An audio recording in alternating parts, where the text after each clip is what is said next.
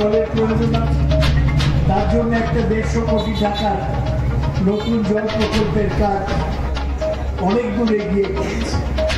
উন্নয়নের সঙ্গে আমরা বিজেপির লোকরা, সিপিএমের লোকরা উৎসাহ এবং অপপ্রচার ছাড়া কিছু করে। ওরা বলবে এই রাস্তার এখানটা ভাঙা, তোমাদের কাউন্সিলর কিছু করে না। আমি ওদের বলি 2000 ভোটে এগিয়ে রেখেছি। আমি পানিহাটির মানুষের কাছে সেই সমর্থন আশা করি। 1 জুন ইভিএম মেশিনে বোতাম টিপে 3 নম্বর বোতাম আপনারা টিপবেন, এটা আমার আপনাদের কাছে।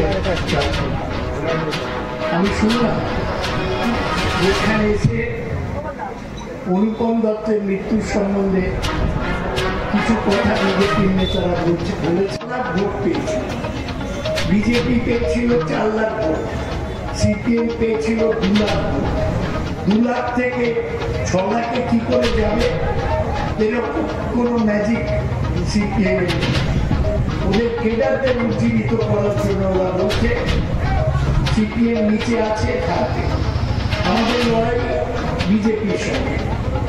বিজেপি গতবার 38% ভোট পেয়েছিল, আমি পেয়েছিলাম 42%।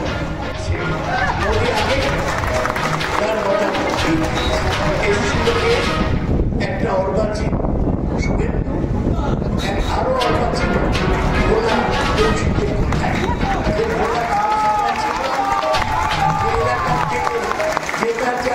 ক্ষমতায় রবিরা বলবে এই কথা, তাদের কথায় এসেছিল।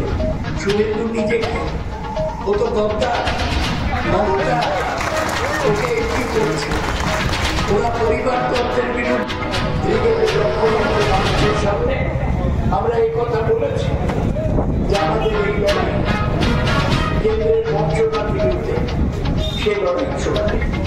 আজকে ভারতবর্ষের সামনে মূল প্রশ্ন যে যদি মোদী আবার ক্ষমতায় আসে তাহলে দেশে গণতন্ত্র থাকবে না। আমরা সেই কারণে বলি বহিরাগত আসে বহিরাগত যায়, বাংলা নিজের মেকে চায়। আপনি দেখবেন আপনার বিপদে আপদে কোন বিজেপির নেতা, সিপিএম এর কর্মী, সমর্থক নেতাদের পাশে পাবেন, একমাত্র তৃণমূল কংগ্রেস পাশে দাঁড়িয়েছে। যখনই কোনো দুর্যোগ এসছে, বিপদ এসছে, যখনই মানুষ পেয়েছে ভয়, ঘরের ছেলে গিয়ে পাশে দাঁড়িয়েছে, বহিরাগতরা নয়। আমরা সেই কারণে মানুষকে বলেছি যে আমরা হয়তো আপনার সুখে, আপনার আনন্দে থাকিনি, আপনার দুঃখে আর বিপদে তৃণমূল ছিল, আছে।